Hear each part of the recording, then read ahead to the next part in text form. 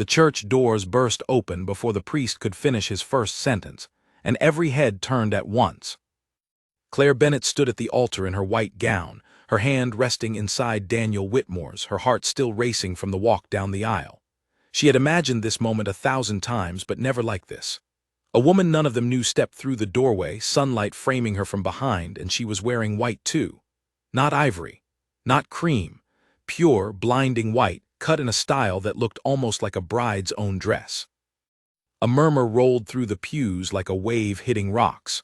Claire felt Daniel's hand tighten around hers, not in comfort, but in something closer to panic.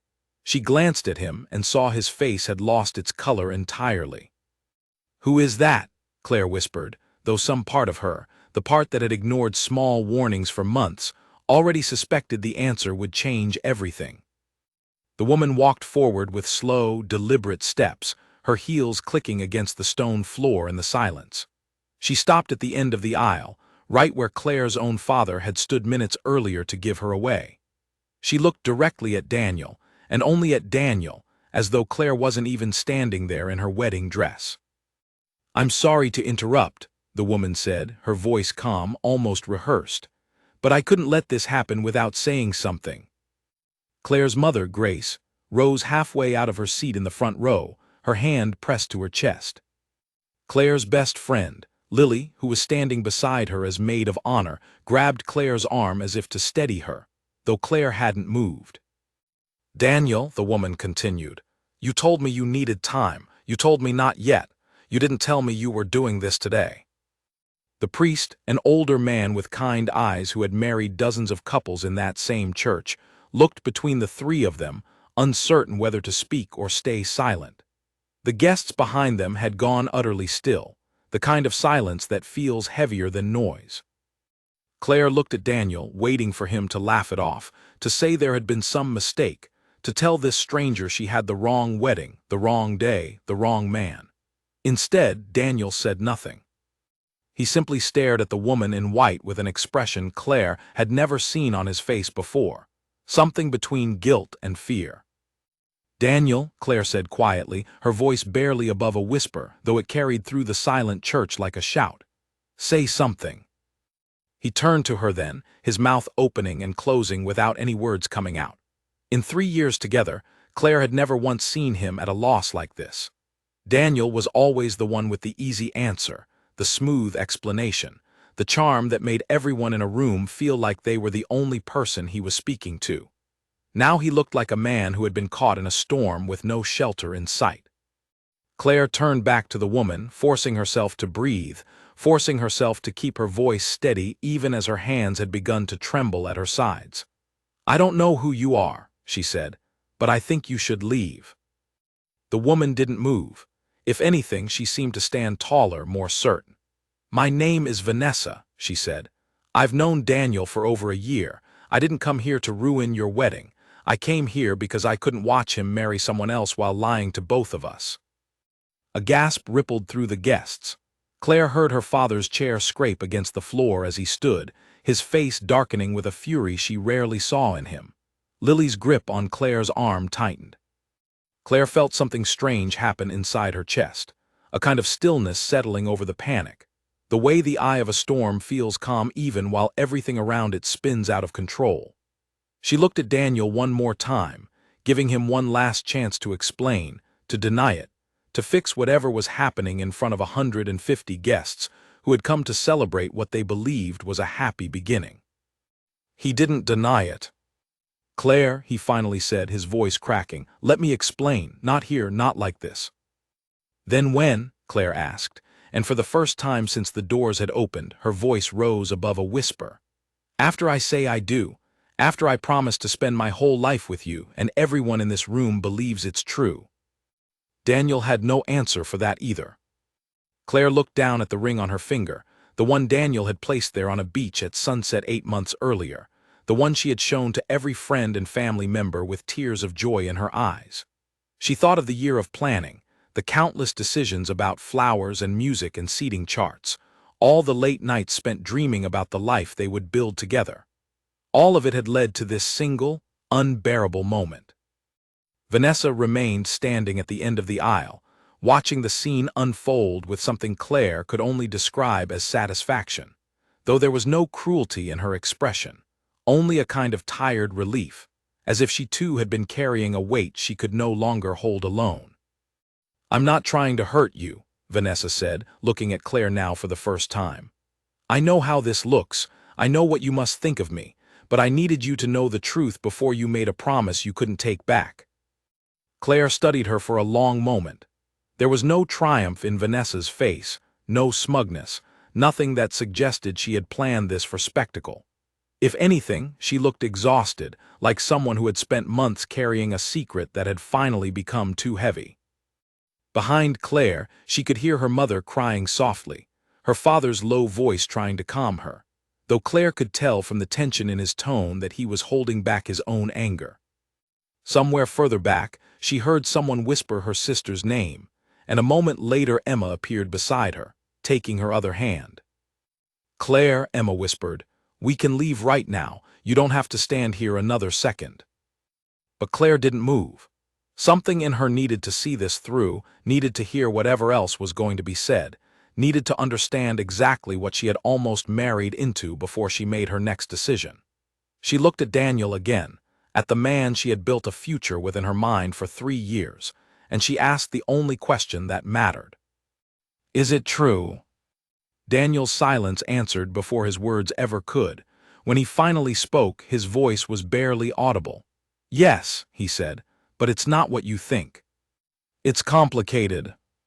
"It's not complicated," Claire said, and she was surprised by how steady her own voice sounded, even as her heart felt like it was breaking apart inside her chest. "It's very simple. You were seeing her while you were engaged to me." Daniel didn't answer that either, and his silence was the loudest thing in the room.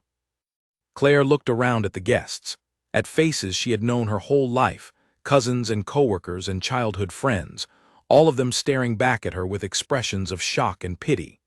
She thought about how many of them had traveled from other cities, how many had spent money on gifts and flights and new outfits, all to witness a beginning that had just been exposed as a lie. She thought about walking away right then, turning on her heels and leaving the church without another word. But something inside her, some quiet strength she didn't know she possessed until that exact moment, told her this wasn't the time to run. Not yet. There was one more thing she needed to do first, and she needed everyone in that room to see her do it. She looked down at her hand, at the ring that had once meant everything to her, and she began to understand, with a clarity that felt almost peaceful, exactly what she was going to do next. The priest, sensing the shift in her posture, took a small step back, giving her room. Lily loosened her grip on Claire's arm, as though she too sensed that something important was about to happen, something that deserved space rather than interference. Claire turned to face Daniel fully now, ignoring Vanessa, ignoring the guests, ignoring everything except the man standing in front of her in his rented suit. The man who had asked her to marry him on a beach with tears in his eyes, promising her forever.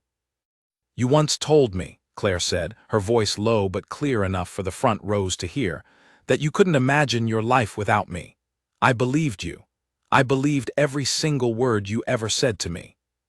Daniel's eyes filled with tears, though Claire couldn't tell if they were from guilt or from the realization of what he was about to lose. "Claire, please," he said. "Give me a chance to fix this." "There's nothing left to fix," Claire said. "You already broke it. You broke it a long time before today. You just let me walk down this aisle without telling me." The church had gone completely silent again, every guest holding their breath, waiting to see what would happen next. Even Vanessa, standing at the back of the aisle, seemed to sense that the moment no longer belonged to her. Claire reached for Daniel's hand, and for a brief second hope flickered across his face, as though he believed she might still forgive him, might still choose to move forward despite everything that had just been revealed. But that hope died the instant she pressed something small and cold into his palm. It was the ring. "I don't want this," Claire said quietly, closing his fingers around it, "and I don't want you."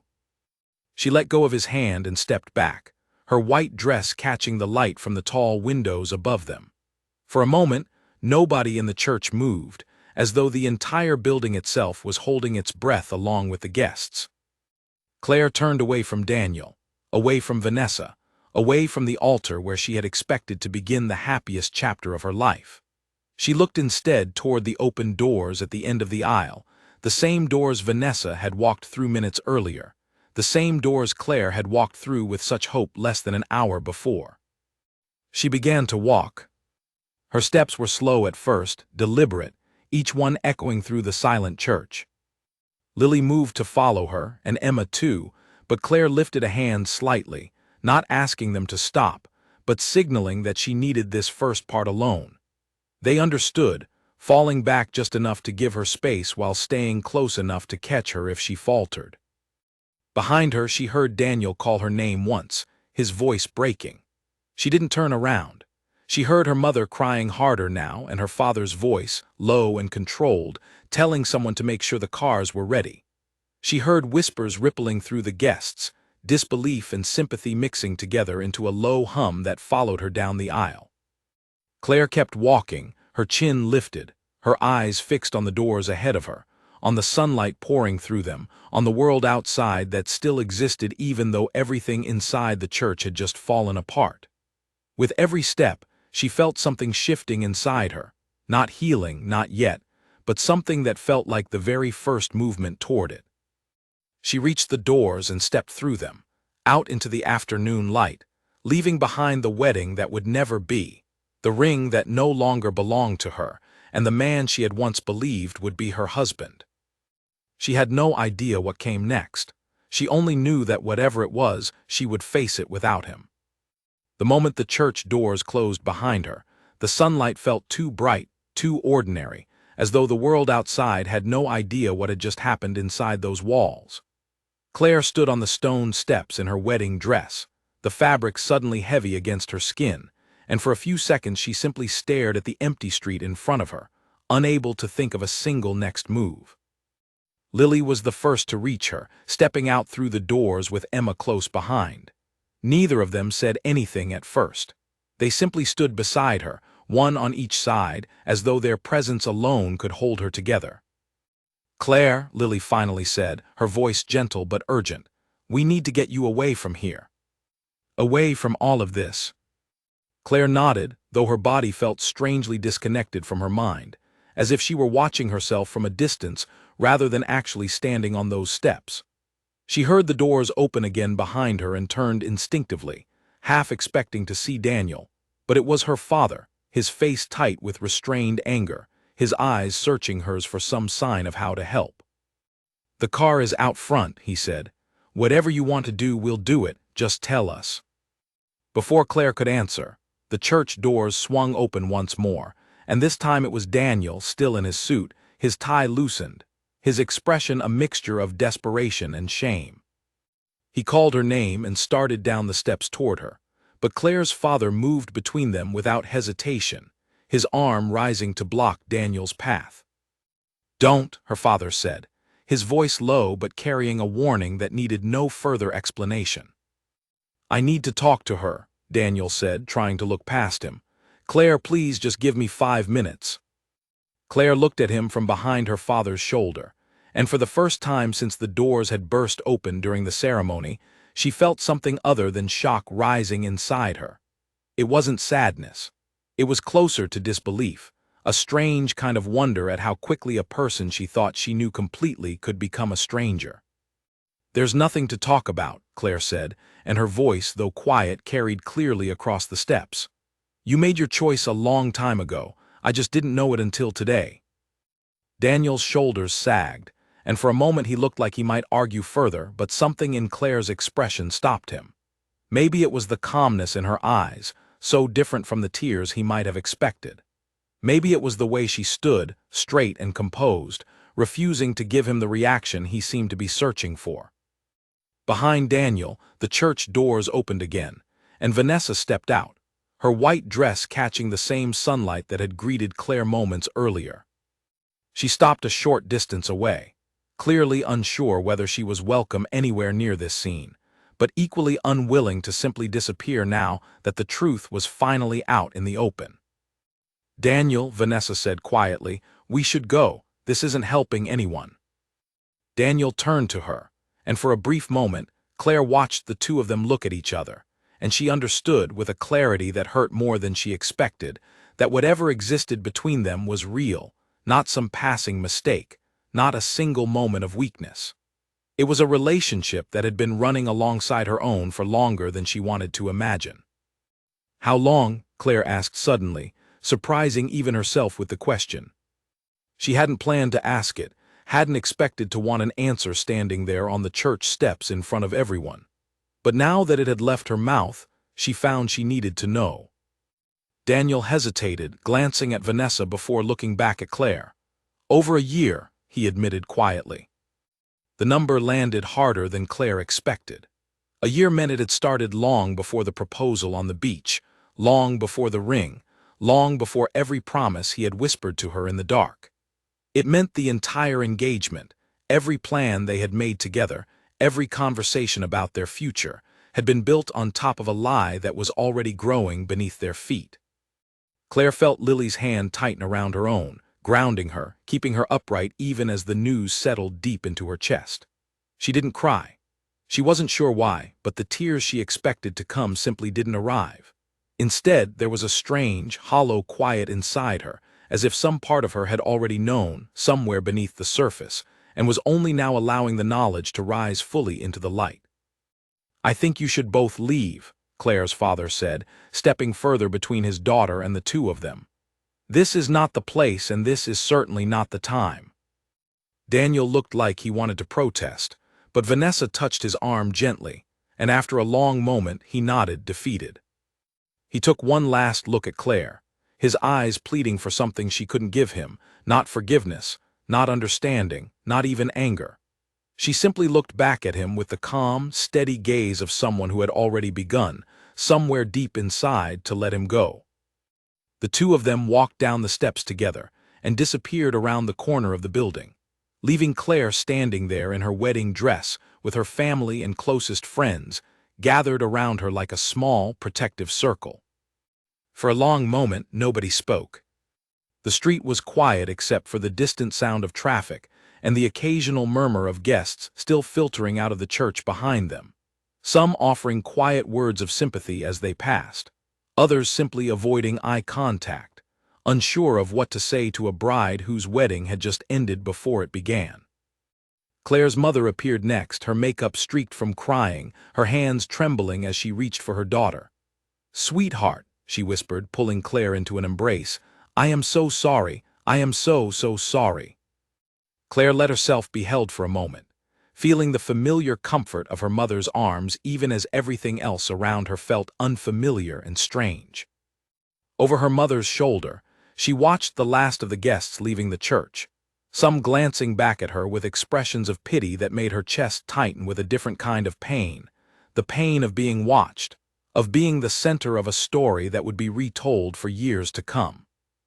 "I want to go home," Claire finally said, pulling back gently from her mother's embrace. "Not to the apartment, to my parents' house." Her father nodded immediately, already turning to guide her toward the waiting car. Emma moved to walk beside her, still holding her hand, while Lily hurried ahead to open the car door. As Claire walked down the remaining steps, she caught sight of her reflection in the tinted window of the car, and for a moment she barely recognized herself, the bride in white, her makeup still perfect, her hair still styled exactly as she had planned for months, standing in stark contrast to the devastation she felt inside. She slid into the back seat, her dress pooling around her, and Emma climbed in beside her, taking her hand again without a word. Lily got into the front seat, glancing back every few seconds as though checking to make sure Claire was still breathing, still present, still there. As the car pulled away from the church, Claire turned to look out the window one last time. The building stood exactly as it had that morning, tall and elegant against the afternoon sky, giving no indication of the chaos that had unfolded inside its walls just moments before. She watched it grow smaller in the distance until it disappeared around a bend in the road, and only then did she finally allow herself to close her eyes. The drive to her parents' house felt both impossibly long and strangely brief. the kind of blur that happens when the mind is too overwhelmed to properly track time. Claire stared out the window most of the way, watching familiar streets pass by, streets she had driven 100 times before, though today they looked different somehow, as if the entire world had shifted slightly on its axis and she hadn't yet adjusted to the new angle. When they arrived, her father parked in the driveway, and for a moment nobody moved. The house looked exactly as it always had, the same porch light, the same flower beds her mother tended every spring, the same wooden door that had welcomed Claire home from school, from college, from every difficult moment in her life long before today. It felt strange to be returning here now, in a wedding dress, without a husband. Emma helped her out of the car, and together they walked up the path to the front door. Claire's mother hurried ahead to unlock it, her hands still shaking slightly as she turned the key.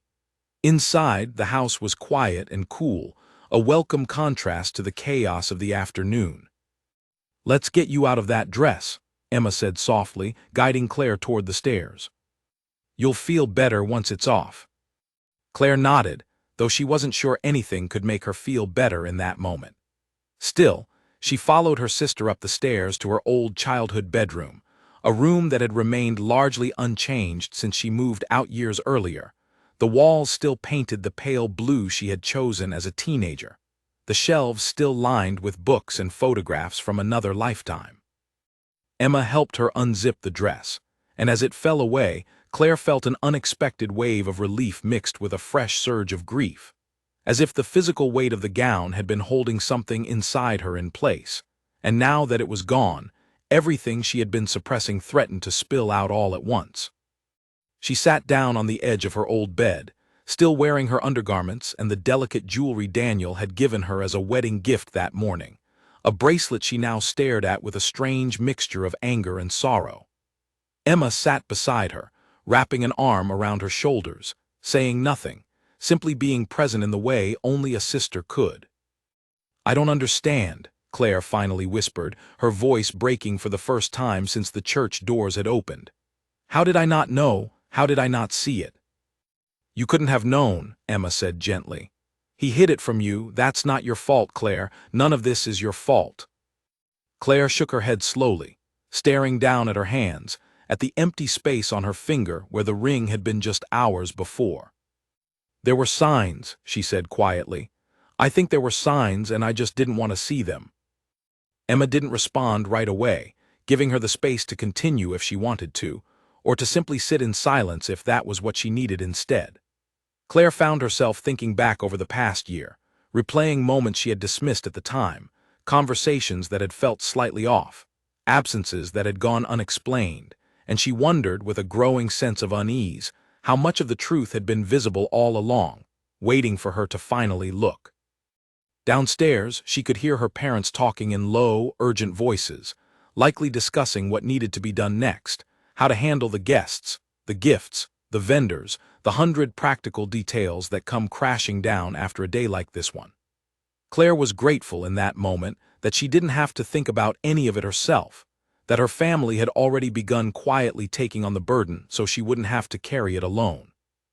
Lily appeared in the doorway a few minutes later, holding a cup of tea that she set gently on the nightstand beside the bed. "I brought you something warm," she said. "You don't have to drink it if you don't want to. I just thought it might help." Claire managed a small, grateful smile, the first real expression to cross her face since she had walked down that aisle away from everything she thought her life would become. "Thank you," she said quietly, "for staying with me, for all of this." "Always," Lily said simply, sitting down on the other side of the bed. "You don't have to go through any of this alone." For a long while, the three of them sat together in the quiet room, the afternoon light slowly shifting across the walls as the hours passed. Claire didn't speak much, and neither of them pushed her to. Sometimes, she realized, the most important thing another person could offer wasn't advice or explanation, but simply their presence, steady and unwavering, while the world outside continued to feel impossibly uncertain. Eventually, her phone began buzzing on the nightstand, message after message arriving from guests who had witnessed the events at the church, some offering support, Others clearly unable to resist asking questions Claire had no energy to answer.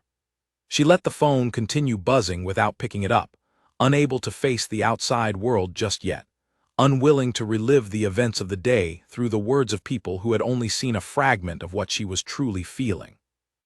As evening approached, her mother brought up a tray of food, insisting that Claire eat something even if it was only a few bites. Claire picked at the plate without much appetite, her mind still replaying the scene at the church over and over, the moment the doors had opened, the sight of Vanessa in white, the silence that had followed Daniel's admission, the weight of the ring as she pressed it into his palm. She thought about the life she had imagined just that morning, the honeymoon they had planned, the apartment they had chosen together, the future she had spent years building in her mind. All of it had disappeared in the span of a single afternoon, replaced by an uncertain present that she had no roadmap for navigating. But somewhere beneath the grief, beneath the shock and the anger and the humiliation, Claire also felt something else beginning to stir, something small but undeniable. It wasn't relief exactly, not yet, but it was the faintest suggestion that walking away from that altar, however painful, had also been the right decision.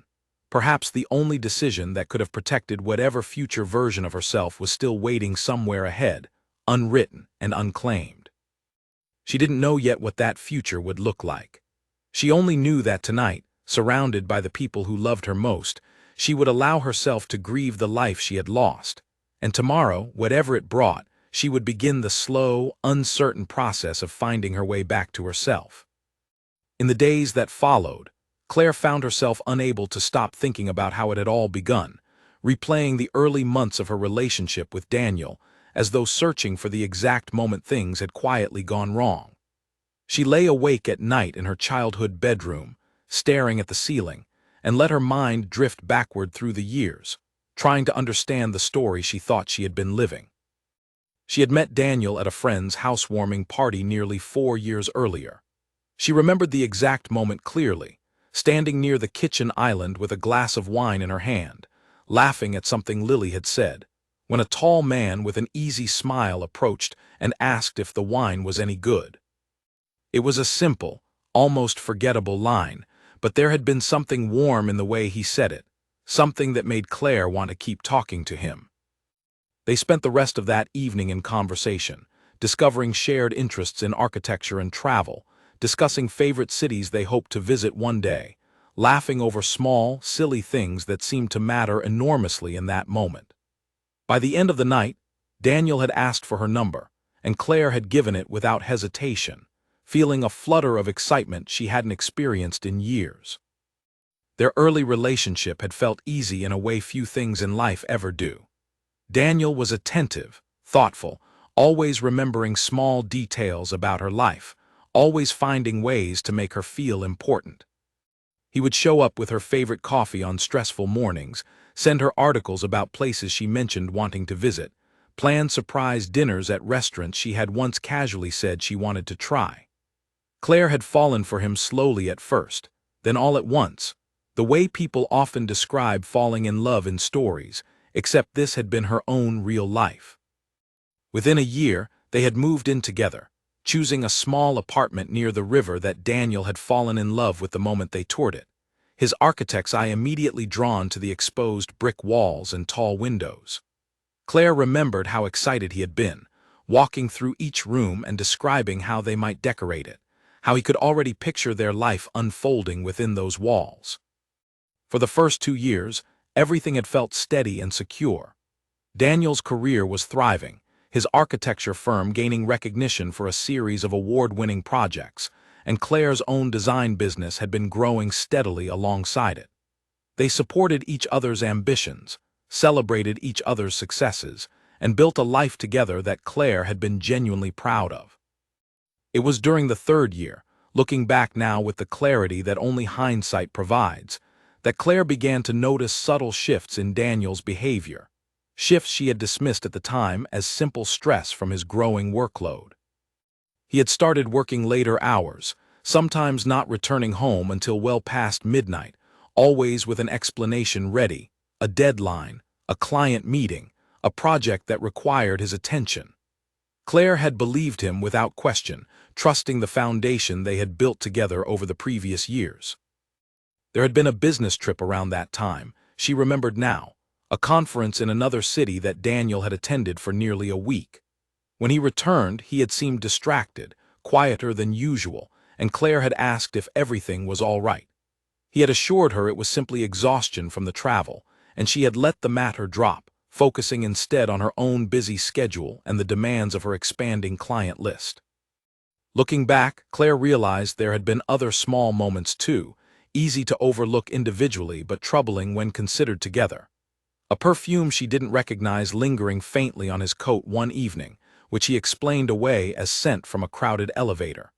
A phone he had begun keeping face down on tables, a habit he never used to have. Text messages that would arrive at odd hours, prompting him to step into another room to respond, always with some vague explanation about work. At the time, Claire had trusted him completely, and trust, she was learning now, had a way of quietly filtering out anything that might threaten it. She hadn't wanted to see the signs because seeing them would have meant questioning everything she believed about the life she was building. It was easier in the moment to accept his explanations and continue moving forward, especially as their relationship reached its next major milestone. The proposal had come during a trip to the coast, nearly a year and a half before the wedding. Daniel had planned an elaborate sunset walk along the beach, and Claire remembered how nervous he had seemed all day, though she had assumed it was simply excitement about the trip itself. When he finally knelt down in the sand, the golden light of the setting sun behind him, and asked her to marry him, Claire had felt an overwhelming rush of joy, certain that her future had never looked more secure. She had said yes without hesitation, and in the months that followed, wedding planning had consumed much of their shared time and energy. Claire threw herself into every detail, choosing venues, tasting cakes, selecting flowers, while Daniel remained supportive throughout, always willing to weigh in on decisions when asked, always reassuring her that everything would come together beautifully.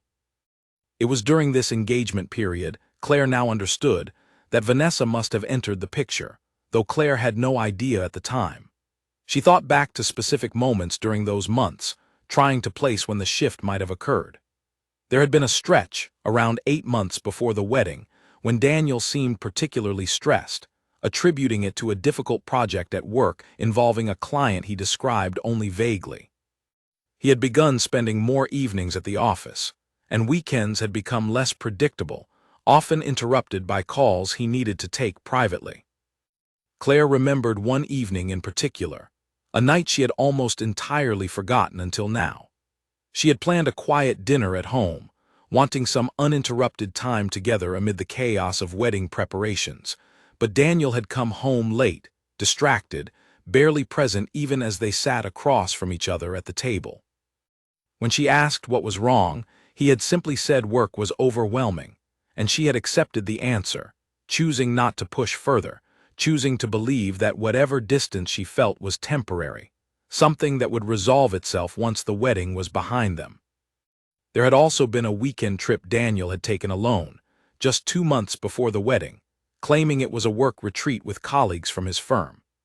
Claire remembered feeling a small twinge of unease at the time, though she couldn't articulate exactly why, and had chosen to focus instead on the final details of their upcoming ceremony rather than examine that unease too closely. Perhaps most telling, in hindsight, was a conversation Claire had with Lily about 6 weeks before the wedding.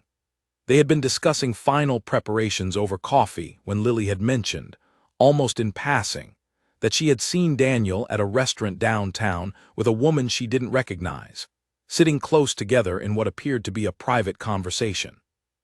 Claire remembered laughing it off at the time, explaining that it was likely a work colleague or client, and Lily, though visibly uncertain, had let the matter drop rather than push a concern that Claire clearly wasn't ready to entertain.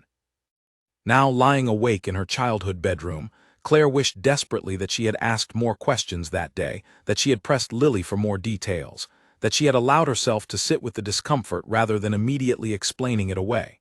But she understood, too, that hindsight carried a clarity the present moment rarely offered. She had trusted the man she loved, and that trust, however painfully it had been betrayed, had not been foolish. It had simply been human. She thought about Vanessa too, trying to imagine what the past year must have looked like from her perspective, though the thought brought a fresh wave of complicated emotion. Vanessa had said, standing at the end of the aisle, that Daniel had told her he needed time, that he hadn't told her the wedding was happening that day. It suggested a version of events in which Vanessa herself had been kept in the dark about certain truths, perhaps led to believe that Daniel's relationship with Claire was already ending, or had ended long before it actually had. Claire didn't know which version of the story was closer to reality, and in the days following the wedding, she found she didn't particularly want to know. Whatever the exact details, whatever promises Daniel had made to each of them separately, the fundamental truth remained unchanged. He had built two parallel lives, allowing both women to believe they held a place that, in reality, neither of them fully possessed. One afternoon, about a week after the wedding, Claire finally worked up the courage to open the group chat she shared with several close friends who had attended the ceremony, scrolling through messages of support she had been avoiding since that day. Among them, she found a message from a distant cousin who mentioned overhearing a conversation at the reception venue before everything had unfolded, describing how the wedding coordinator had briefly mentioned some confusion about an uninvited guest attempting to gain entry earlier that morning, a detail that had been quickly resolved and forgotten in the busy preparations.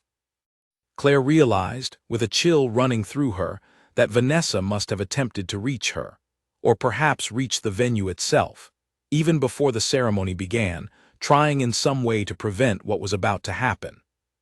It painted a picture of two women who had each, in their own way, been trying to protect something they believed was rightfully theirs, both of them unaware of the other's full presence in Daniel's life, until the moment their worlds collided in that church. Sitting with this new understanding, Claire felt her anger begin to shift slightly, redirecting itself more fully toward Daniel rather than toward Vanessa, though the complicated feelings toward the other woman remained. Whatever choices Vanessa had made, however her own role in this story had unfolded, the deepest betrayal belonged to the person Claire had trusted most, the person who had promised to build an honest life with her, and had instead built a lie so elaborate that Claire hadn't seen through it until the moment it was too late to prevent it from unfolding in front of everyone she loved. Emma, sensing that Claire was working through something difficult one evening, sat down beside her with 2 cups of tea and gently asked what was on her mind. Claire found herself sharing everything she had been piecing together, the small moments she had dismissed, the conversations she wished she had pursued further, the growing understanding of just how long this deception had likely been unfolding beneath the surface of her seemingly happy engagement. "You can't blame yourself for trusting him," Emma said firmly once Claire had finished. "That's not weakness, Claire. That's what love looks like when it's genuine. The problem was never that you trusted too much. The problem was that he didn't deserve it." Claire turned the words over in her mind long after Emma had gone to bed that night, trying to let them settle into the places where doubt and self-blame had begun to take root. It was difficult, in the aftermath of such a public and devastating betrayal, not to search for some flaw in herself, some sign she should have caught sooner, some way she might have prevented the humiliation of that day. But as the days passed, Claire slowly began to understand that assigning blame to herself would only prolong her own suffering, while doing nothing to change what had already happened. She began to see her own trust, the very quality that had made her vulnerable to this betrayal, as something worth protecting rather than something to be ashamed of. It was Daniel's choices, not her willingness to believe in him, that had led to the collapse of everything they had built together. Understanding this distinction, even in small, incomplete ways during those early difficult days, became the first quiet step toward the longer process of healing that still lay ahead of her. As she drifted toward sleep each night that week, Claire found herself thinking less about the specific moments she had missed and more about the version of herself waiting somewhere in the future, a version who had moved through this pain and come out the other side with her sense of self intact. She didn't know yet what that future held, or how long it would take to reach it, but for the first time since the wedding, she allowed herself to imagine it existing at all, distant and uncertain, but no longer entirely out of reach. 2 weeks after the wedding that never was, Claire finally returned to the apartment she had shared with Daniel, accompanied by Emma and Lily, both of whom had insisted on coming along despite Claire's initial protests that she could manage it alone. Standing outside the familiar door, key in hand, Claire felt her chest tighten with a mixture of dread and determination she hadn't quite anticipated. Inside, everything looked exactly as she had left it on the morning of the wedding, rushed and hopeful, certain she would be returning that evening as a married woman. Her makeup still sat scattered across the bathroom counter. A pair of shoes she had decided against wearing lay discarded near the closet. The refrigerator held groceries they had bought together just days earlier, intended for the small breakfast they had planned to share after returning from their honeymoon. Daniel wasn't there. Claire had confirmed through a brief, businesslike text message the day before that he would be staying elsewhere for the time being, giving her space to collect her belongings without the added weight of facing him directly. She was grateful for that small mercy, though a part of her also recognized the strange emptiness of packing up a shared life without the person who had shared it standing beside her. "Take whatever time you need," Lily said, setting down a stack of empty boxes she had brought along. "We're not in any rush." Claire nodded, running her hand along the edge of the kitchen counter, remembering countless mornings spent here, coffee in hand, discussing wedding details or simply enjoying the quiet comfort of shared routine. It was strange how ordinary objects could carry such weight, how a simple counter could hold within it years of memory, now colored entirely differently by everything she had learned. They began in the bedroom, carefully packing Claire's clothing, her books, the small collection of personal items that had accumulated over 3 years of living together. Emma worked efficiently, folding garments with practiced precision, while Lily handled the more delicate items, wrapping picture frames and small keepsakes in soft cloth before placing them gently into boxes. It was while sorting through a drawer in the bedside table that Claire found the letter. It was folded neatly, tucked beneath a stack of old receipts and forgotten paperwork, addressed simply to Daniel in handwriting Claire didn't immediately recognize. She hesitated only a moment before opening it, some instinct telling her that whatever it contained, she deserved to know. The letter was from Vanessa, dated nearly 3 months before the wedding. In it, Vanessa expressed her excitement about a pregnancy, describing early appointments and the overwhelming joy she felt at the possibility of starting a family with Daniel. She wrote about names they had begun discussing, about a future she believed the two of them were building together, entirely unaware, it seemed, that Daniel was simultaneously finalizing plans for a wedding with someone else. Claire sat down slowly on the edge of the bed, the letter trembling slightly in her hands. Emma noticed immediately and moved to sit beside her, gently taking the letter to read it herself while Claire stared blankly at the wall in front of her. "There's a child," Claire finally said, her voice hollow. "He was going to have a child with her, and he still stood at that altar with me." Emma set the letter down carefully, wrapping an arm around her sister's shoulders. "I don't have words for how wrong this is," she said quietly. "I'm so sorry, Claire." Lily, who had come to stand in the doorway upon hearing the shift in the room's atmosphere, shook her head slowly, her expression a mixture of anger and disbelief. "How could someone live 2 entire lives like that?" she asked, though the question clearly wasn't meant to be answered, simply given voice to the disbelief they all shared. Claire folded the letter carefully and set it aside, deciding after a moment that she would leave it for Daniel to find, along with anything else that belonged more truthfully to the life he had been building with Vanessa rather than the one he had pretended to build with her. She had no interest in keeping any piece of that deception, however small. The discovery added a new layer of complexity to everything Claire had been processing over the previous weeks. It wasn't only that Daniel had been unfaithful, wasn't only that he had allowed her to walk toward a wedding while maintaining another relationship entirely. He had allowed a child to potentially be born into circumstances built on a foundation of secrecy and deceit, and Claire found herself feeling, unexpectedly, a flicker of sympathy for the innocent life caught in the middle of choices that were entirely beyond its control. Over the following hour, they continued packing in relative silence, each of them processing the new information in their own way. Claire moved through the apartment methodically, deciding what to keep and what to leave behind, occasionally pausing at objects that carried particular memories. A framed photograph from an early trip together, a small sculpture Daniel had given her for an anniversary, a set of dishes they had chosen together for their first home. Some items she packed carefully, unwilling to let Daniel's choices erase the genuine happiness she had once felt, even if that happiness had ultimately been built on a lie. Others she left behind entirely, understanding that certain objects, however meaningful they had once seemed, no longer belonged in the story of the life she was beginning to imagine for herself. By late afternoon, the boxes were loaded into her father's car, and Claire took one final walk through the apartment, checking each room to make sure nothing important had been overlooked. Standing in the living room, she found herself remembering the day they had first moved in together, the excitement they had both felt unpacking boxes and arranging furniture, imagining all the years ahead of them within these walls.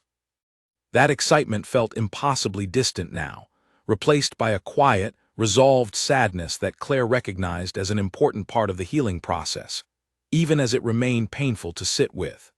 She locked the door behind her for the final time, dropping the key into an envelope she had prepared earlier, intending to leave it with the building's front desk rather than face any possibility of encountering Daniel directly.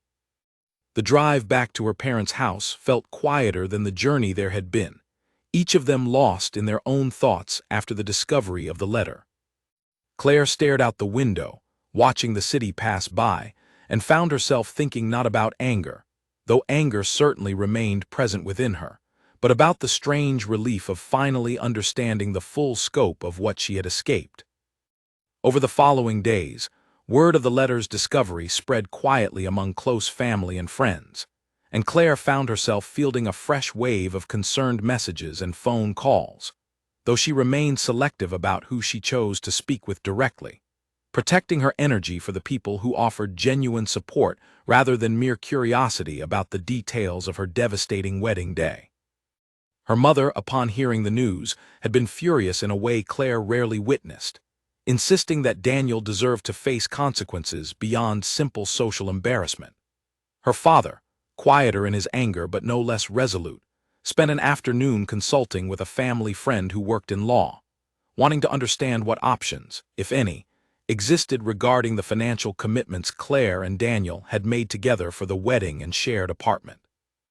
Claire appreciated their protectiveness, even as she found herself less interested in pursuing any form of retribution against Daniel than her parents seemed to be.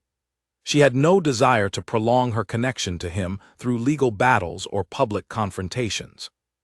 What she wanted, more than anything, was distance, space to breathe and grieve, and eventually rebuild without his presence looming over every decision she made. Still, practical matters required attention regardless of her emotional state. Vendors needed to be contacted regarding deposits and cancellations. Wedding gifts needed to be addressed, with Claire and her family ultimately deciding, after much discussion, that returning them would be the simplest and most respectful path forward, despite the awkwardness involved in reaching out to guests so soon after the disastrous ceremony. Claire handled these tasks with a kind of numb efficiency, grateful for the structure they provided during a period when everything else in her life felt uncertain. There was something almost soothing about checklists and phone calls, tasks with clear beginnings and endings, in contrast to the messier, more undefined process of healing from betrayal. About 3 weeks after the wedding, Claire received a message from Daniel, the first direct communication since the brief, businesslike exchange about apartment access. The message was long, apologetic, filled with explanations Claire had little interest in reading in full. He wrote about confusion, about feeling trapped between two relationships he claimed to have genuinely cared about regret so overwhelming he could barely function. Claire read the message once, carefully, allowing herself to feel whatever emotions arose without judgment. Then she closed the conversation without responding, understanding with quiet certainty that nothing he could say would change the fundamental truth of what had happened, and that engaging with his explanations would only prolong her own pain rather than ease it. She blocked his number that evening, a small but significant step that felt, in the moment, like closing a door she had been unconsciously leaving open.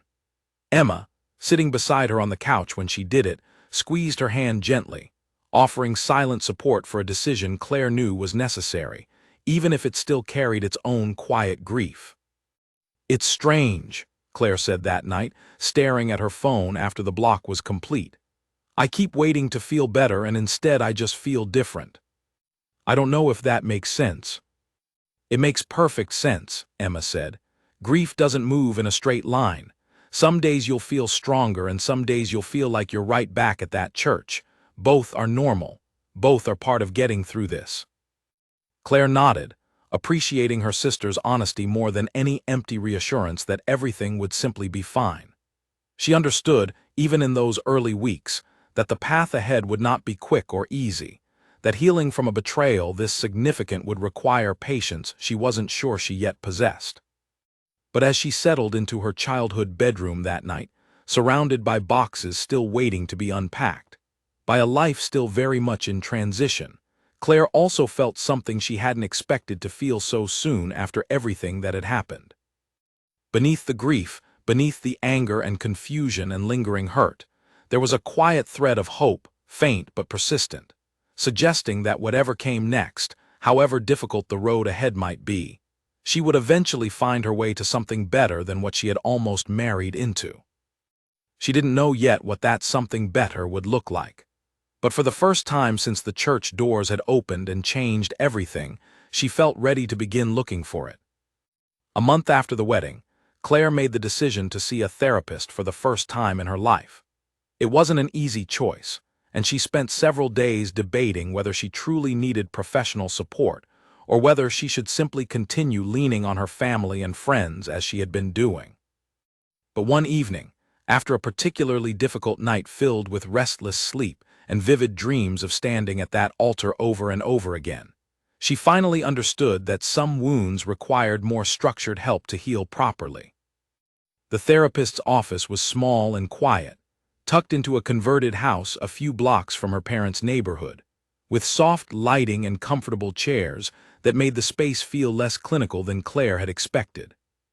Dr. Miriam Foss, a woman in her 50s with kind eyes and a calm, steady voice, welcomed her warmly during their first session, giving her space to share as much or as little as she felt comfortable with.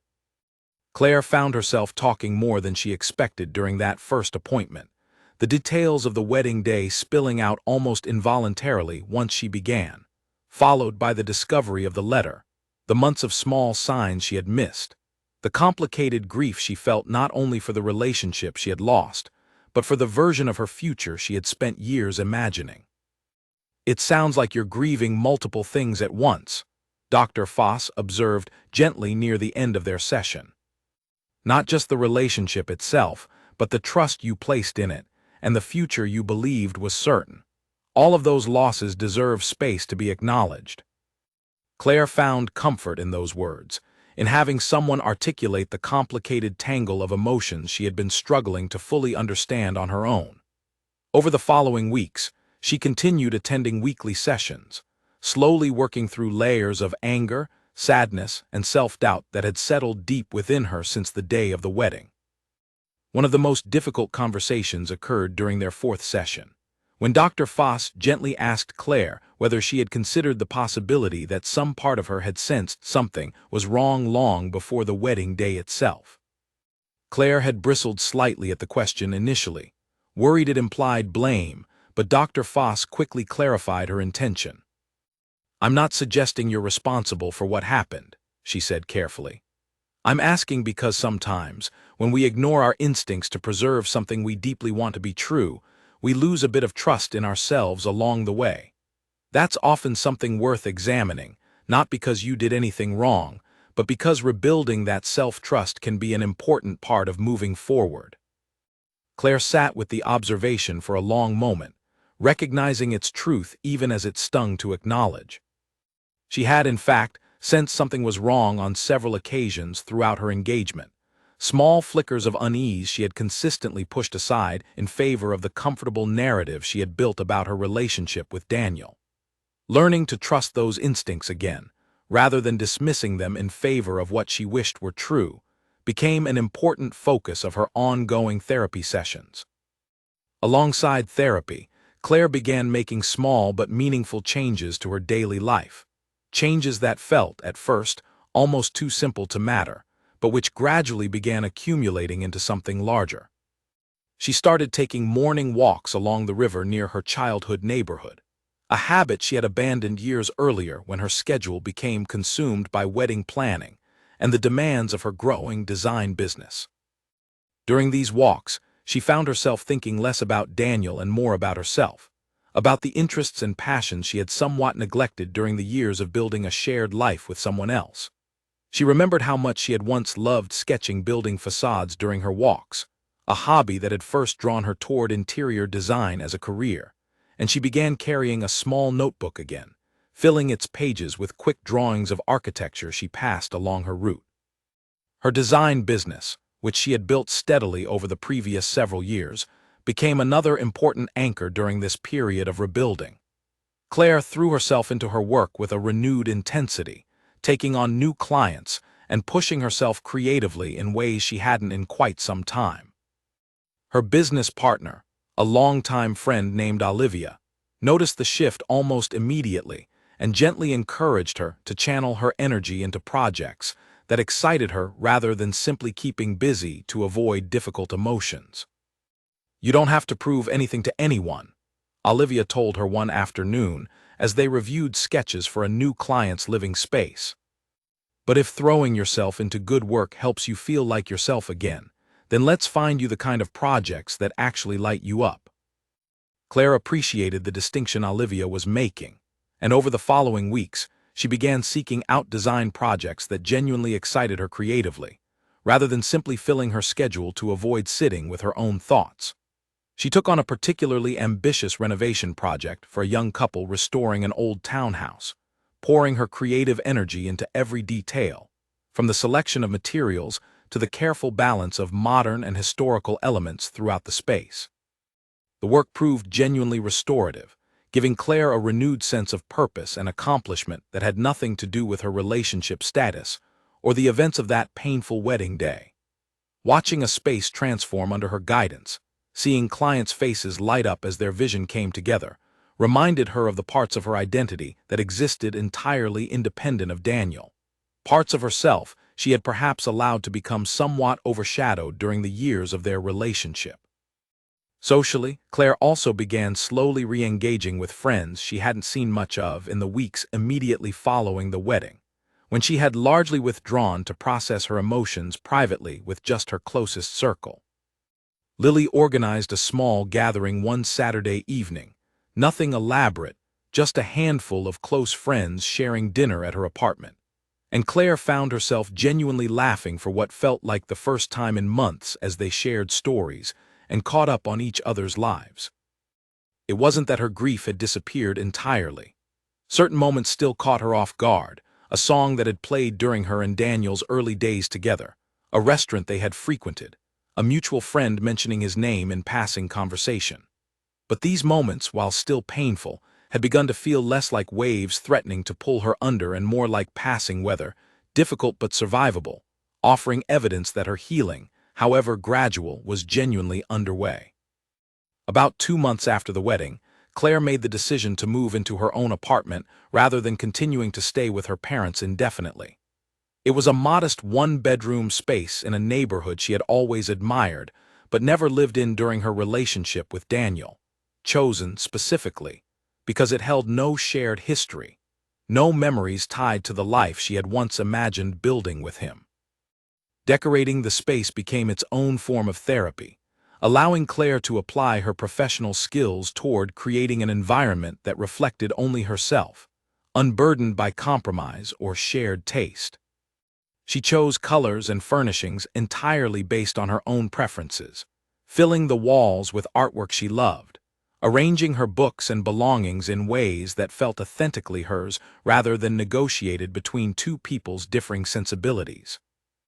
Emma helped her move in on a bright Saturday morning, and as they unpacked the final boxes, arranging the last few decorative touches throughout the space, Claire found herself standing in the middle of her new living room, looking around at what she had created, and feeling something she hadn't expected to feel so soon after everything that had happened. It wasn't happiness exactly, not yet, but it was something adjacent to it, a quiet sense of ownership over her own life and space that felt entirely new. "How does it feel?" Emma asked, watching her sister take in the completed room. Claire considered the question carefully before answering. "It feels like mine," she finally said. "Completely mine. I haven't had that in a long time." That evening, alone in her new apartment for the first time, Claire sat on her balcony with a cup of tea, watching the city lights begin to flicker on as the sun set behind the buildings in the distance. She thought about the version of herself who had stood at that altar months earlier, certain of the future stretched out before her, and she realized how much had changed since that day, not only in her circumstances but in her understanding of herself. She had learned over the difficult weeks since the wedding that she possessed a strength she hadn't fully recognized before, a capacity to face devastating circumstances with a composure that had surprised even herself.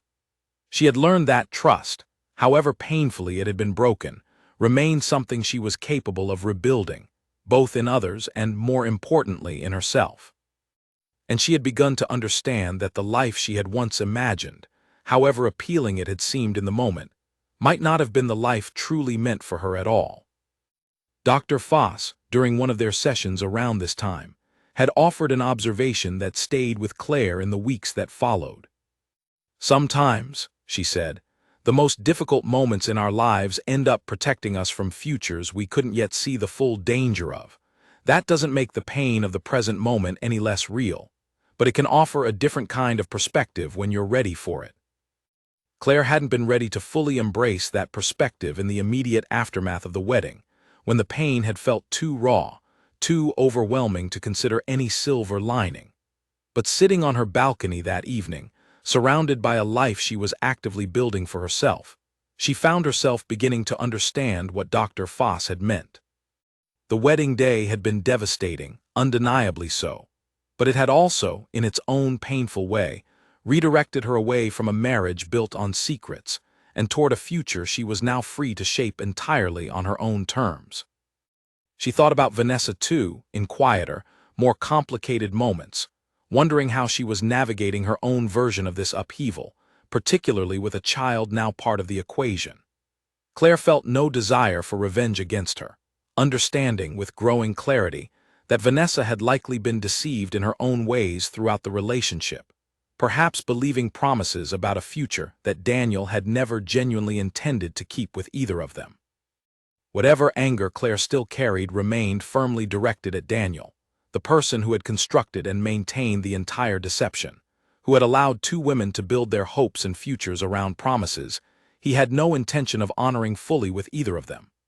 But even that anger, Claire noticed, had begun to soften slightly with each passing week, replaced gradually by a determination to focus her energy on her own healing rather than continuing to dwell on his choices. As autumn settled over the city, bringing cooler air and earlier sunsets, Claire found herself increasingly at peace within her new routine, her new apartment, her renewed focus on work and creative pursuits that brought her genuine satisfaction. She still had difficult days, moments when grief resurfaced unexpectedly, reminding her that healing rarely followed a perfectly linear path. But increasingly, those difficult days were balanced by moments of genuine contentment, small victories that reminded her she was, indeed, moving forward, however gradually, toward a version of her life that felt increasingly her own. One evening, several months after the wedding, Claire sat down and wrote a letter she never intended to send, addressed simply to herself, cataloging everything she had learned since that devastating day at the church. She wrote about resilience, about the importance of trusting her own instincts, about the strength she had discovered within herself during the most difficult period of her adult life. She folded the letter carefully and placed it in a drawer, a private reminder of how far she had already come, and a quiet promise to herself about the future she intended to continue building, one deliberate, hopeful step at a time. By the time winter arrived, nearly 5 months after the wedding, Claire had begun to notice a genuine shift in how she moved through her days.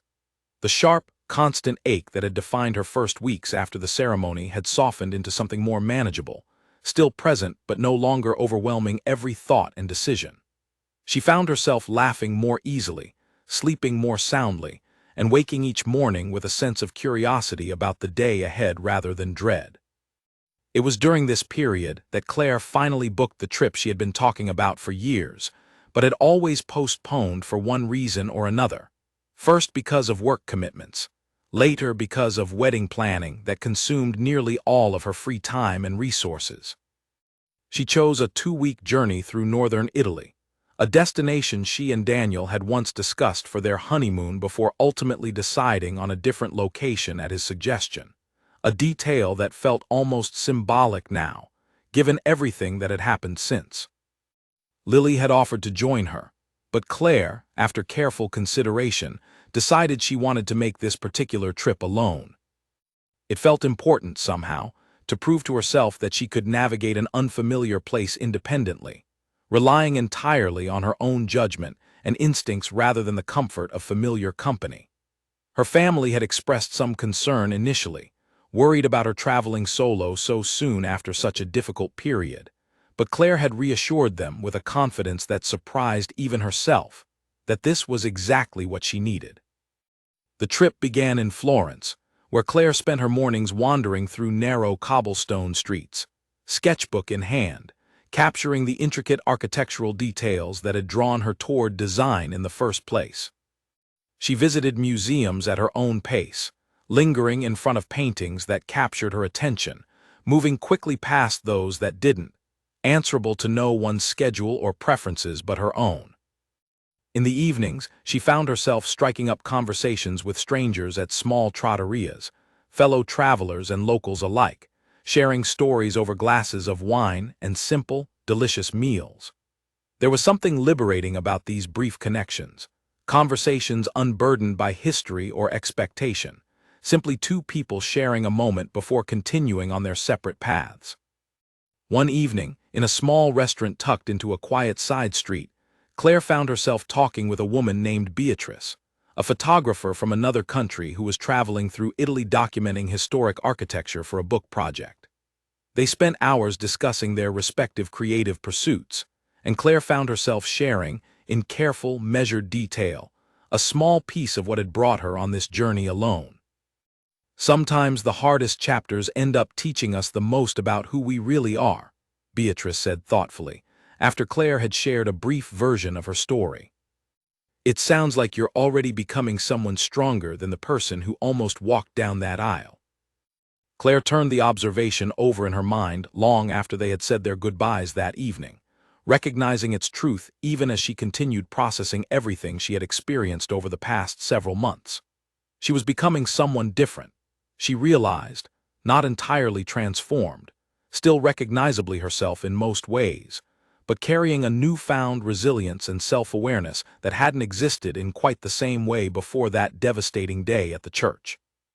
From Florence, Claire traveled onward to smaller towns throughout the Tuscan countryside, staying in a converted farmhouse for several days, spending her time hiking through vineyards and olive groves, reading books she had been meaning to finish for years, and simply allowing herself the rare luxury of unstructured time. She hadn't realized, until this trip, how much she had needed space away from her regular routine, away from the reminders of her old life that still occasionally surfaced in familiar streets and shared social circles back home. Toward the end of her journey, Claire spent several days in Venice, wandering through the winding canals and quiet squares, watching gondolas drift past ancient buildings that had witnessed centuries of history unfold around them. There was something grounding about being surrounded by architecture and art that had endured for so long, a reminder that individual struggles, however overwhelming they felt in the moment, existed within a much larger, ongoing story of resilience and renewal. On her final evening in Venice, Claire sat alone at a small cafe overlooking one of the quieter canals, watching the sunset paint the water in shades of orange and gold. She thought about the wedding day, allowing herself to revisit the memory without the sharp pain that had once accompanied it, and she found, to her genuine surprise, that she could recall the events with a kind of calm distance she hadn't expected to reach so soon. She thought about the moment she had placed the ring in Daniel's hand and walked away, and she felt, sitting there in that beautiful, ancient city so far from everything familiar, a genuine sense of pride in that decision. It had been the hardest thing she had ever done, walking away from everyone watching, from the life she had spent years imagining, but it had also been, she now understood clearly, an act of profound self-respect, a refusal to build her future on a foundation she now knew had already crumbled. When Claire returned home 2 weeks later, her family and friends immediately noticed a difference in her demeanor, a lightness that had been largely absent since the wedding day. Emma commented on it almost immediately, hugging her tightly at the airport and remarking that Claire looked more like herself than she had in months. "I think I finally feel like myself again," Claire admitted, and she meant it fully for the first time since everything had fallen apart. Back at work, Claire threw herself into a major new project that Olivia had been saving for her return, an ambitious redesign of a boutique hotel that would require months of careful planning and creative problem-solving. The scale and complexity of the project excited her in ways that reminded her how much she genuinely loved her career, and she approached the work with a renewed energy that hadn't been present in quite the same way before her trip. Over the following weeks, as Claire settled back into her regular routine, she also began noticing small, unexpected moments of connection that suggested her heart, though still cautious, hadn't entirely closed itself off from future possibilities. At a professional networking event, she found herself in an easy, engaging conversation with a landscape architect named Marcus, someone with a similarly grounded, thoughtful approach to his work that Claire found herself genuinely drawn to. She wasn't ready to pursue anything beyond friendly professional conversation at this stage, and Marcus, sensing her hesitation with genuine respect, didn't push for more than what she was comfortable offering. But the interaction reminded Claire that her capacity for connection, for genuine interest in another person, remained intact despite everything she had been through, a quiet reassurance that her heart, however guarded it remained, still functioned as it always had. Her therapy sessions with Dr. Foss continued throughout this period, though they had shifted in focus from processing acute grief toward exploring what Claire wanted for her future, what patterns she hoped to avoid repeating, what qualities she now understood mattered most to her in any future relationship she might eventually choose to pursue. "I think I ignored my instincts because I was so focused on the idea of what my life was supposed to look like," Claire reflected during one particularly meaningful session. "I had this picture in my mind of marriage and family, and I think I was more attached to that picture than I let myself realize, even when parts of the relationship itself felt off." Dr. Foss nodded thoughtfully. "That's an important realization," she said. "Understanding the difference between loving a person fully and loving the idea of a particular life you've imagined can help you build healthier foundations going forward, whenever you feel ready for that." Claire carried this insight with her in the months that followed, applying it not only to how she thought about future relationships, but to how she approached her career, her friendships, and her overall sense of purpose. She began making decisions based more fully on what genuinely felt right to her, rather than what fit into a predetermined narrative of how her life was supposed to unfold. By early spring, nearly 8 months after the wedding, Claire's design business had grown substantially, in part due to the reputation she had built through the boutique hotel project, which had received glowing attention within local design circles upon its completion. She and Olivia began discussing the possibility of expanding their team, bringing on additional designers to handle the growing volume of client interest their work was attracting. Claire found genuine fulfillment in this professional growth, recognizing it as tangible evidence of the life she was actively building for herself, independent of the future she had once imagined with Daniel. Her apartment, too, had become a true reflection of her personal taste, an evolving sense of self, filled with pieces she had collected during her travels, artwork that inspired her daily, small touches that made the space feel authentically like a home, rather than simply a temporary landing place after everything had fallen apart. Occasionally, she still thought about Daniel, though these thoughts had become increasingly infrequent and considerably less painful than they had been in the immediate aftermath of the wedding. She had heard through the quiet channels of mutual acquaintances that he and Vanessa were still together, raising their child, though the details remained largely unknown to her and increasingly unimportant to her own daily life. She wished them no particular harm, though she also felt no lingering desire to understand or track the details of their continued relationship. Her energy, increasingly, remained focused on her own path forward, on the career she was building, the friendships she was deepening, the version of herself she was continuing to discover with each passing month. One evening in late spring, sitting on her balcony with a cup of tea, much as she had done on her first night in the new apartment months earlier, Claire found herself reflecting on how far she had come since that devastating day at the church. She thought about the woman who had stood at that altar, certain of a future that had turned out to be built on lies, and she felt, more than anything, a deep sense of gratitude toward that version of herself for having the strength to walk away when the truth finally became impossible to ignore. She didn't know exactly what the future held, whether it would eventually include a new partnership, further career growth, or simply the continued deepening of the life she was already building for herself. But for the first time in a long while, she felt genuinely at peace with the uncertainty, trusting, with a confidence that had been hard-won over the previous months, that whatever came next, she would face it with the same quiet strength that had carried her through the most difficult chapter of her life so far. As the first anniversary of the wedding that never happened approached, Claire found herself surprised by how differently she anticipated the date compared to how she might have imagined feeling a year earlier. Rather than dreading the arrival of that particular week, she found herself viewing it with a kind of quiet curiosity, wondering how she would feel when the date actually arrived, whether old wounds would resurface, or whether the healing she had experienced over the previous months would hold steady. In the weeks leading up to the anniversary, Claire's design business continued its steady growth, and she and Olivia officially welcomed 2 new designers to their team, expanding their capacity to take on larger, more ambitious projects. Claire found herself stepping into more of a leadership role within the growing company, mentoring the newer designers with a patience and generosity that came naturally to her, drawing on her own experiences to help guide others through the early uncertainties of their careers. It was during this period that Claire heard, through a conversation with a mutual acquaintance at an industry event, some unexpected news about Daniel and Vanessa.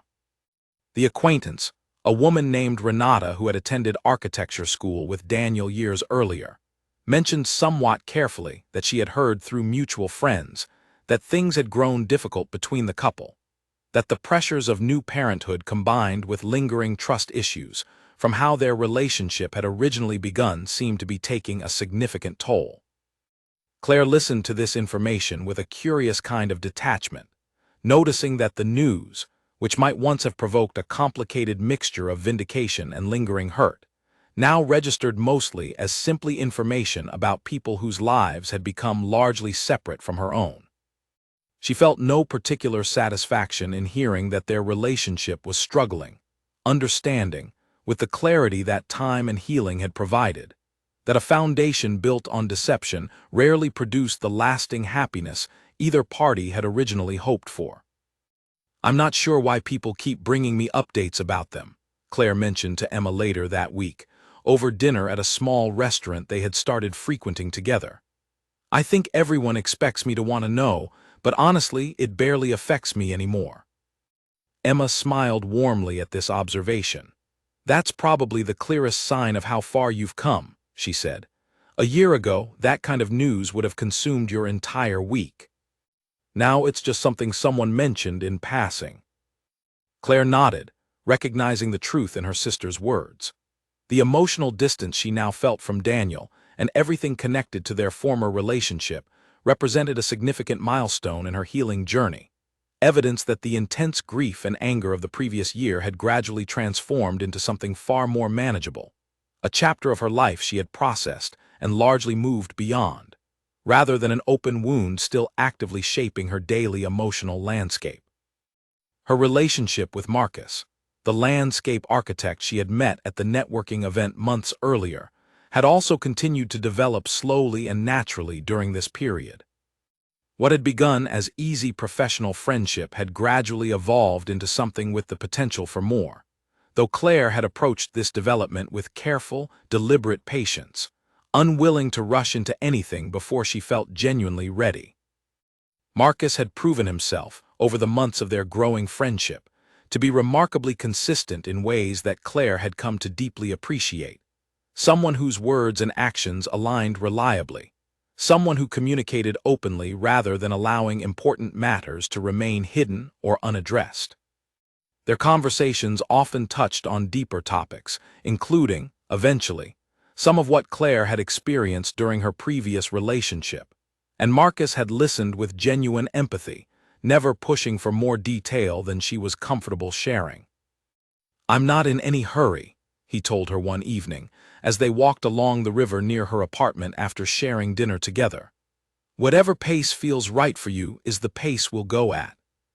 I just enjoy spending time with you, however that continues to look."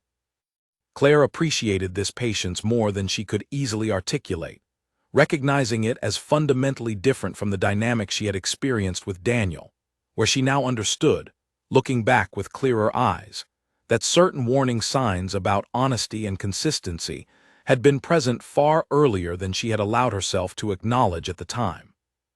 As spring transitioned into early summer, Claire's relationship with Marcus continued to deepen naturally, built on a foundation of genuine friendship, mutual respect, and consistent honesty that felt entirely different from anything she had experienced before. She found herself, cautiously but genuinely, beginning to imagine a future that might eventually include him, though she remained careful not to rush ahead of where her heart genuinely was in the present moment. Her career continued flourishing alongside this personal growth, and by midsummer, her design firm had taken on its largest project to date, a complete renovation of a historic building downtown that would be converted into a mixed-use space combining retail, office, and residential elements. The project represented a significant professional milestone, one that Claire approached with a confidence and creative vision that reflected everything she had learned and grown through over the previous year. During a particularly demanding week of this project, as Claire worked late into the evening reviewing blueprints and coordinating with contractors, she found herself reflecting on how dramatically different her life looked compared to where she had imagined it would be at this point, back when she was planning her wedding to Daniel. She had once imagined this period of her life would involve early married life, perhaps discussions about starting a family, settling into the comfortable routine of a shared domestic life she had spent years anticipating. Instead, she found herself deeply immersed in a thriving career she was passionate about, surrounded by a strengthened network of family and friends who had supported her through the most difficult period of her adult life, and cautiously exploring a new relationship built on far healthier foundations than her previous one had ultimately proven to be. It wasn't the life she had originally planned, but sitting in her office late that evening, surrounded by blueprints for a project she was genuinely excited about, Claire found herself feeling a deep, quiet gratitude for the unexpected path her life had taken instead. She thought briefly about the version of herself who had once believed her happiness depended entirely on marrying Daniel, on building the specific life she had imagined with him, and she felt a gentle kind of compassion for that earlier version of herself, understanding now, with the clarity that only time and genuine healing could provide, that her happiness had never actually depended on any single person or any single version of how her life needed to unfold. That understanding, more than anything else, represented the truest measure of how far she had come since that devastating day at the church. She had learned to build a life and identity that felt fully her own, resilient enough to withstand devastating betrayal and flexible enough to embrace unexpected new possibilities as they arose. Whatever challenges still lay ahead, Claire felt confident, for the first time in longer than she could easily remember, that she possessed the strength and self-awareness necessary to navigate them, drawing on everything she had learned during the most difficult and ultimately transformative year of her life. Nearly 14 months after the wedding that had never taken place, Claire found herself attending a professional gala celebrating outstanding achievements in architecture and design, an event her firm had been invited to after their historic building renovation project received significant recognition within the industry. She had chosen her outfit carefully that evening, a deep emerald dress that made her feel confident and entirely herself, and she arrived at the venue with Marcus beside her, the two of them having grown steadily closer over the preceding months into a relationship that felt increasingly solid and genuine. The gala was held in an elegant hotel ballroom downtown, filled with architects, designers, and industry professionals from across the city, many of whom Claire recognized from previous events or professional collaborations. She moved through the crowd with an ease and confidence that would have seemed impossible to imagine just a year earlier, chatting comfortably with colleagues and accepting congratulations on her recent project's recognition. It was during a brief lull in conversation, as Claire stood near the edge of the room with a glass of wine in hand, that she noticed a familiar figure across the crowded space, and her heart skipped with a mixture of surprise and unexpected calm. Daniel stood near the opposite side of the ballroom, engaged in conversation with a small group of fellow architects, apparently attending the event in a professional capacity related to his own firm's work. Claire felt Marcus's hand find hers gently, a silent question asking whether she wanted to leave or needed support, and she squeezed his hand reassuringly, surprising herself with how steady she felt in that moment. She had wondered, in quieter moments over the preceding months, how she might react if she ever encountered Daniel again, whether old wounds would resurface unexpectedly, or whether the healing she had worked so hard to achieve would genuinely hold under the pressure of an unplanned reunion. "I'm all right," she told Marcus quietly, offering him a small, genuine smile. "Really, I am." As the evening progressed, their paths eventually crossed more directly, both of them moving toward the same refreshment table at roughly the same moment. Daniel noticed her first, his expression shifting through a rapid sequence of emotions, surprise, discomfort, and something that looked almost like hope, though Claire couldn't be entirely certain what he was hoping for in that unexpected moment. "Claire," he said, his voice carrying a careful, uncertain quality she hadn't heard from him before, "I didn't expect to see you here tonight." "Daniel," she replied, her voice calm and level, carrying none of the anger or devastation that might have characterized such an encounter months earlier. "It's been a while." They stood facing each other for a long moment, the noise of the gala continuing around them, though it felt briefly, as though a small bubble of quiet had formed around their unexpected reunion. Claire studied his face carefully, searching for whatever emotion she might have expected to feel, and found, to her genuine surprise, that what she felt most strongly was simply a calm, distant curiosity, as though looking at a photograph from a chapter of her life that had long since closed. "You look well," Daniel finally said, glancing briefly at Marcus, who stood a respectful few steps away, offering Claire space to navigate this conversation while remaining close enough to offer support if needed. "Really well, actually." "Thank you," Claire said simply, not offering further elaboration, feeling no particular need to fill the silence with more than what felt genuinely necessary. Daniel shifted uncomfortably, clearly searching for something more meaningful to say, something that might address the enormous weight of everything that had happened between them, though Claire sensed, watching him struggle, that whatever he might say now would carry little genuine significance for her at this point in her healing journey. "I think about that day sometimes," he finally said, his voice quieter now, carrying what sounded like genuine regret. "I know I have no right to say this, but I am sorry, Claire. Truly sorry for everything I put you through." Claire considered his words carefully, searching within herself for whatever reaction they might provoke, and found, somewhat to her own surprise, that she believed his apology carried genuine sincerity, even as she recognized that sincerity now mattered far less to her than it might have in the immediate aftermath of everything that had happened. "I appreciate you saying that," she said honestly, "and I hope you're finding your way toward whatever peace you're looking for with Vanessa and your child. But I've made my own peace with everything that happened, Daniel.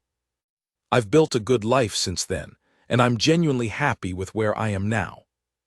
Daniel nodded slowly, something in his expression suggesting he hadn't fully expected such a calm, measured response, perhaps having imagined, in whatever private thoughts he carried about that day, that Claire might still be struggling as significantly as she had been in those first difficult weeks after the wedding. "You seem different," he observed quietly, "stronger somehow." "I am different," Claire agreed simply. "That day changed me in ways I couldn't have predicted at the time. But I think, in many ways, it changed me for the better." She glanced briefly toward Marcus, who offered her a small, encouraging smile from where he stood nearby, and she felt a warm, grounding sense of gratitude for the genuine partnership they had built together over the preceding months, so different from the foundation of secrecy and deception that had characterized her relationship with Daniel. "I should get back to my colleagues," Daniel finally said, seeming to sense that the conversation had reached its natural conclusion.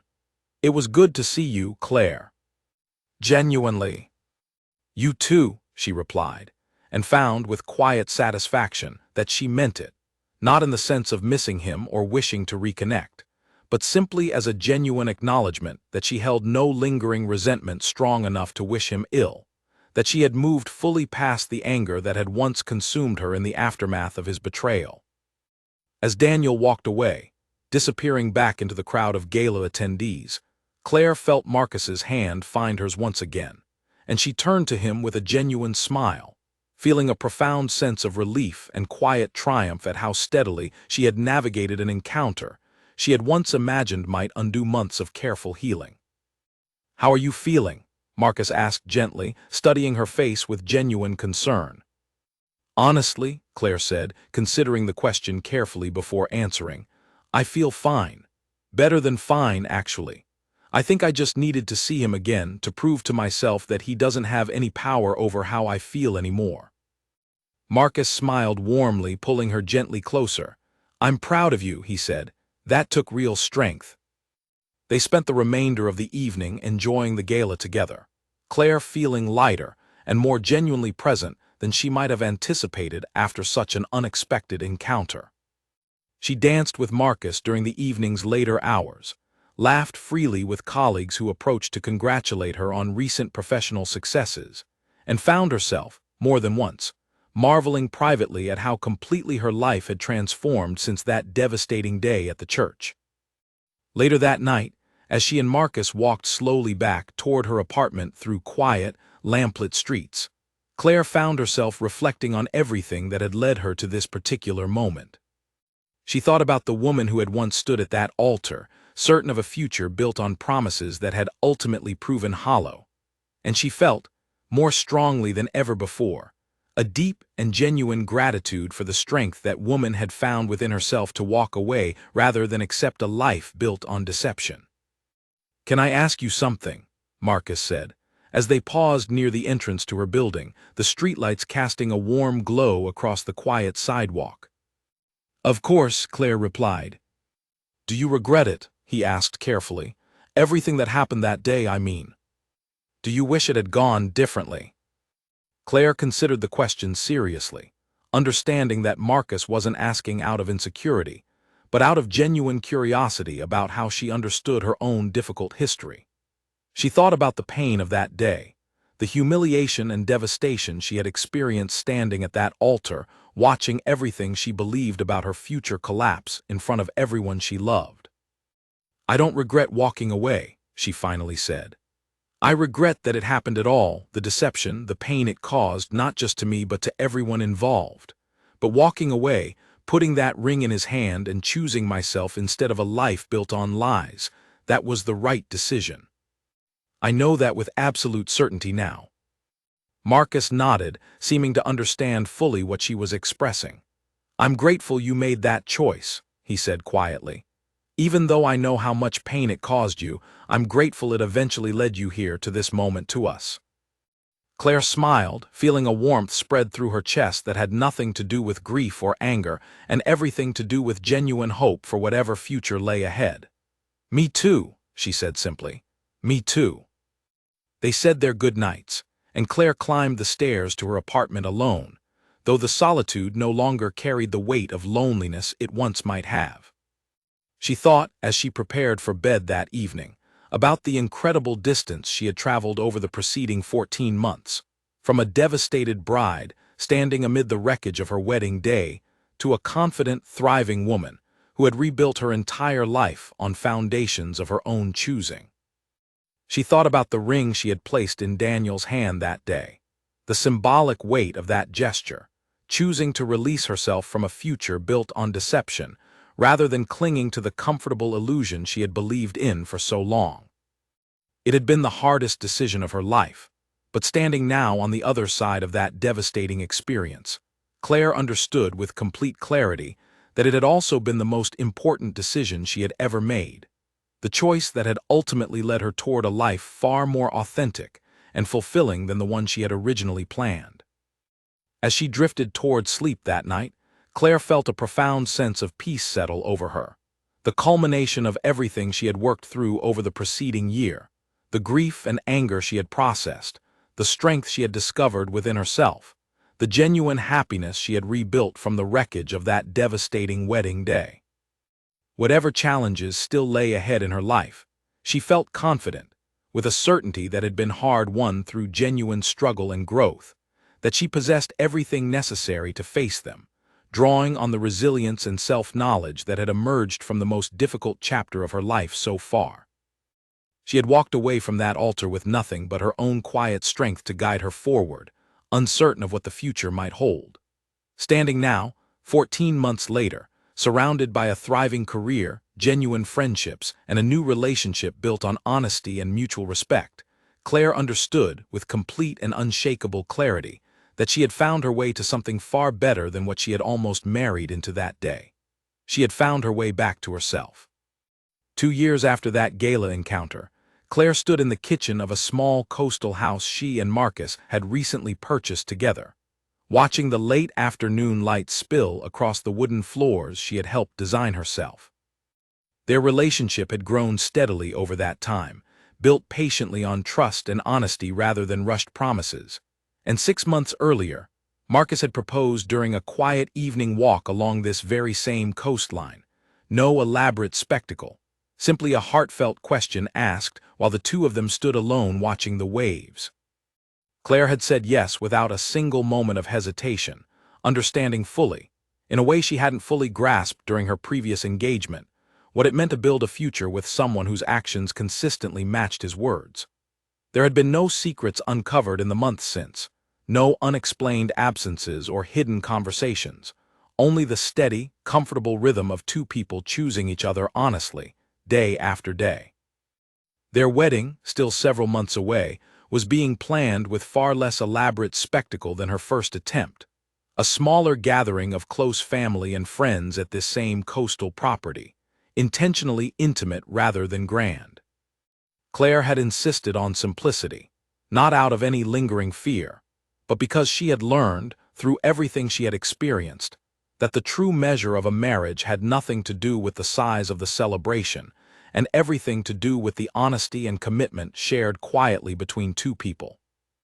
Her design business had continued flourishing during these years, expanding into a respected firm known throughout the city for thoughtful, innovative work. She had taken on a mentorship role with several younger designers, often sharing, in careful and appropriate ways, the lessons she had learned not only professionally, but personally, about resilience, about trusting one's instincts, about building a life grounded in authenticity rather than appearances. Occasionally, clients or acquaintances who had heard some version of her story over the years would ask, with careful curiosity, how she had found the strength to walk away from her wedding so publicly, so definitively, in front of everyone she knew. Claire had developed, over time, a comfortable way of answering these questions, understanding that her story, however painful its origins, had become something she could speak about with genuine peace rather than lingering distress. I think most people assume the hardest part was the humiliation of that day. She told a young designer at her firm one afternoon, during a quiet conversation about a difficult personal situation the young woman was navigating in her own life. But honestly, the hardest part came afterward, in all the quiet moments of rebuilding, learning to trust myself again, learning what I actually wanted from my life rather than what I thought I was supposed to want. She had learned, through years of reflection and genuine growth, that the wedding day itself, however devastating in the moment, had ultimately been a single, brief chapter within a much longer story of resilience and rediscovery. The real transformation had happened gradually, in therapy sessions and solo travels, in quiet mornings spent walking along the river, in the careful, patient work of rebuilding trust in herself, and eventually in another person entirely. Emma, now living nearby with a family of her own, remained one of Claire's closest confidants, the two sisters having grown even closer through everything they had navigated together during that difficult period years earlier. Lily, too, remained a constant presence in her life, having stood beside her through every stage of her journey, from the devastating moment at the church to the joyful anticipation of her upcoming second wedding. Claire's parents, watching their daughter's continued happiness and success, often remarked on how proud they were of the resilience she had shown, though Claire herself understood that resilience alone hadn't been the full story. Equally important had been her willingness to seek support, to be honest about her pain rather than suppressing it, to allow herself the time and space genuine healing required rather than rushing toward false resolution.